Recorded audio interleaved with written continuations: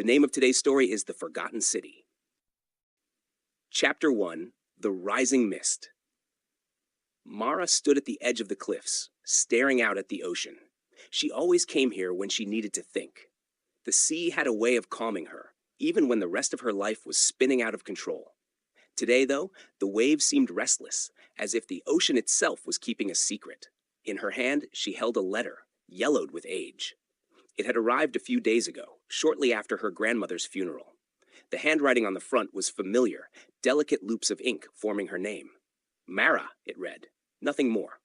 Inside was a single line. When the mist rises, look to the ocean and remember the stories. Mara shivered, the wind tugging at her hair. Her grandmother had always loved telling stories, old legends about the town and the sea. But Mara had never paid much attention. They were just stories, after all, weren't they? Now, as she watched the horizon, a strange mist began to creep across the water, thick and heavy, swallowing the sunlight. For a moment, it was hard to see anything beyond the fog. Then something shifted in the distance. At first, it looked like nothing more than a shadow. But as the mist moved, the shadow grew clearer, dark shapes rising from the water. Mara blinked. Towers, ruins, the silhouette of a city that should not be there. Her heart pounded in her chest. Could it be real? The stories her grandmother told were about a city lost beneath the waves, a city that only appeared once every 100 years. But that was impossible. And yet, Mara couldn't look away. She had to know the truth. Chapter 2, The Boy on the Cliff. The next morning, Mara slipped out of her house before sunrise. The mist was still there, lingering over the ocean like a veil. She hurried toward the cliffs, her heart racing with both excitement and fear. If she could just get a closer look. As she neared the edge, a voice called out behind her. "You see it too, don't you?" Mara spun around. A boy stood a few feet away, his hands shoved into his pockets, his gaze fixed on the horizon. She recognized him from school, Sam, the quiet kid who always sat in the back of the classroom. She hadn't spoken to him before, but here he was, watching the ruins like she was. "What are you talking about?" Mara asked, trying to sound casual.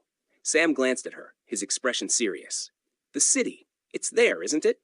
Mara's mouth went dry. She hadn't expected anyone else to notice. You can see it?" Sam nodded. "I saw it yesterday, just before the mist rolled in. I thought I was imagining things, but now..."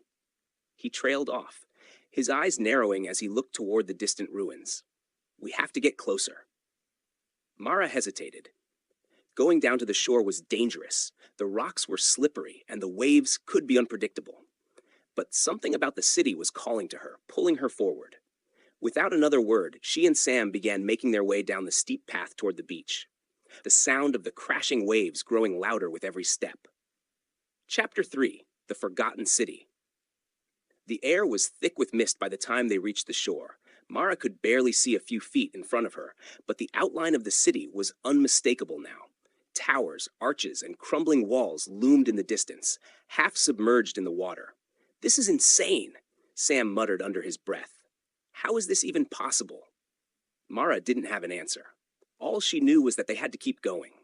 They waded into the shallows, the cold water swirling around their ankles as they moved closer to the ruins. The city was silent, as if it had been frozen in time.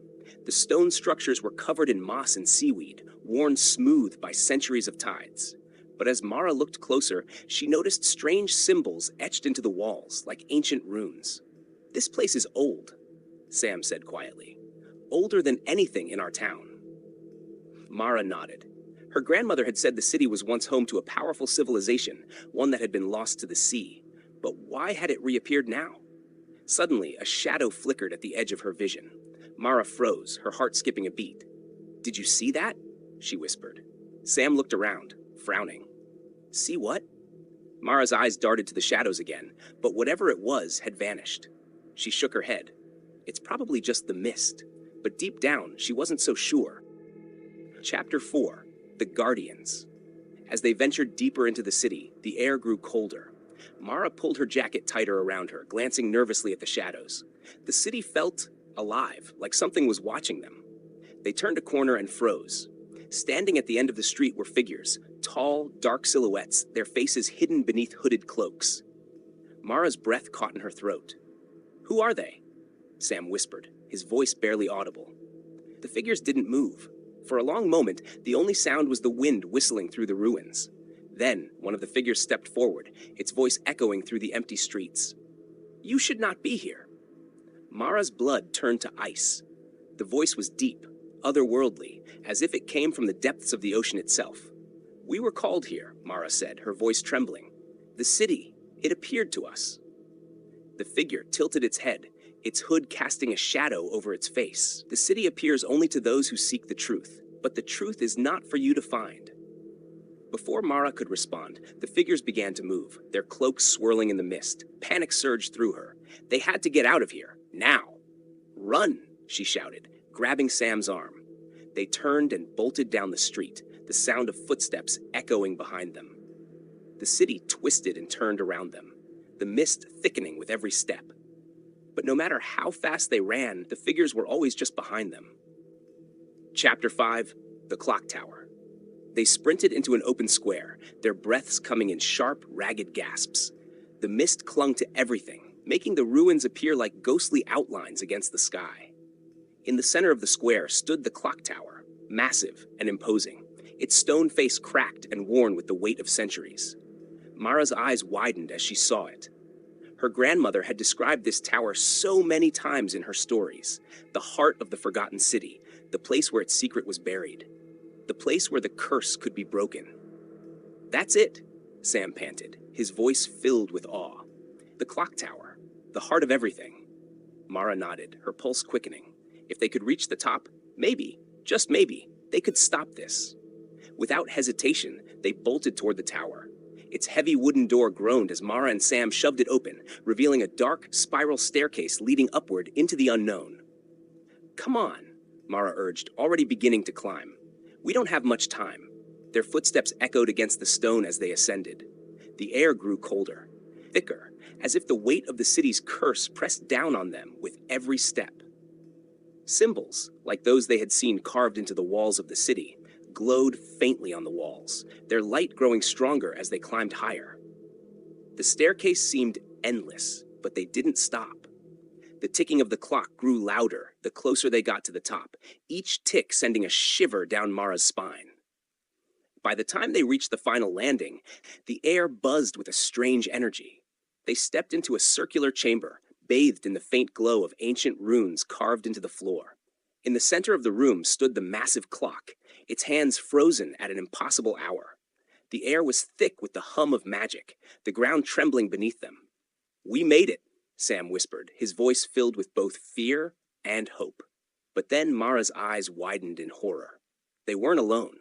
Cloaked figures, the Guardians, emerged from the shadows at the entrance. Their dark robes swirled like smoke around them, their faces hidden beneath hoods. One stepped forward, its voice an eerie echo that sent a chill through the air. "You were not meant to come this far," the Guardian leader said, its voice filled with both menace and sorrow.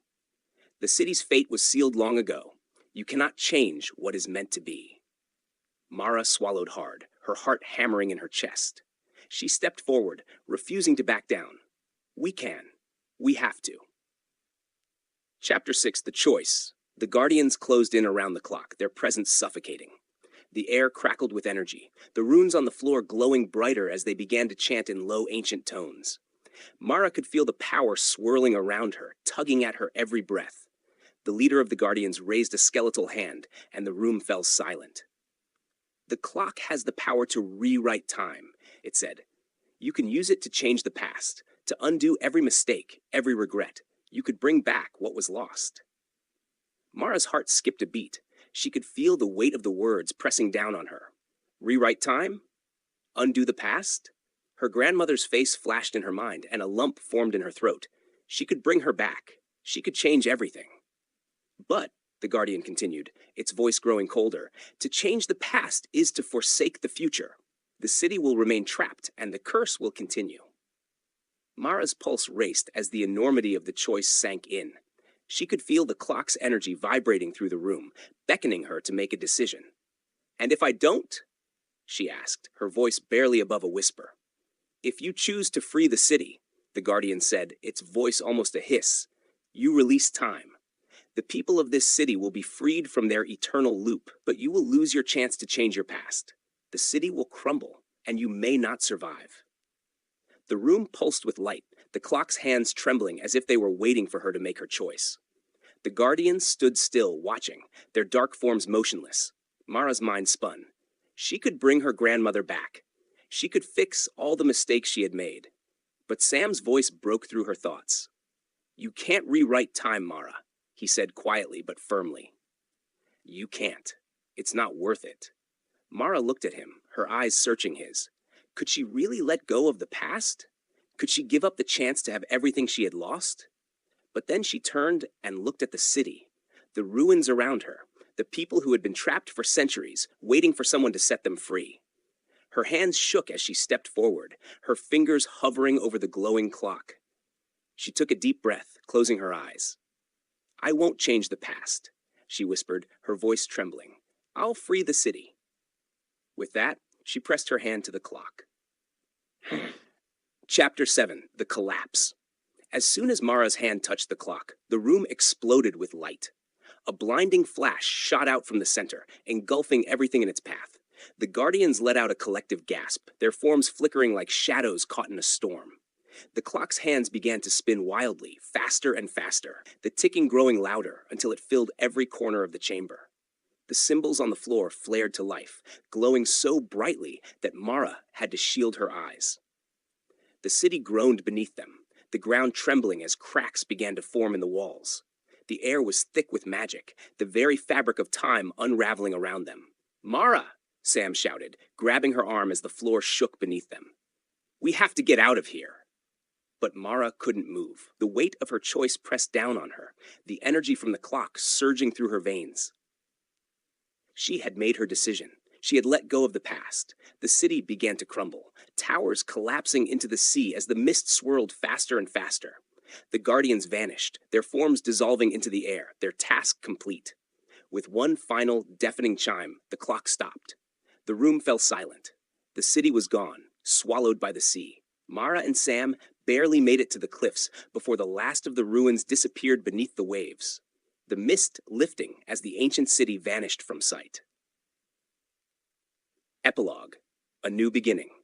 Mara stood at the edge of the cliffs, watching as the sun rose over the calm sea. The mist had lifted, and the forgotten city was gone, its curse finally broken. She felt lighter, as if a great weight had been lifted from her shoulders. She had made the hardest choice of her life, and in doing so, she had freed not just the city, but herself. Sam stood beside her, the wind tugging at his hair. He looked at her, his expression soft but steady. "You did the right thing," he said quietly. Mara nodded, her eyes on the horizon. "I know." The sun climbed higher in the sky, casting warm light over the cliffs. The city was gone, but its story, its lesson, remained. Time couldn't be changed, and the past couldn't be rewritten, but the future was hers to shape. And for the first time in a long time, Mara felt ready for whatever came next.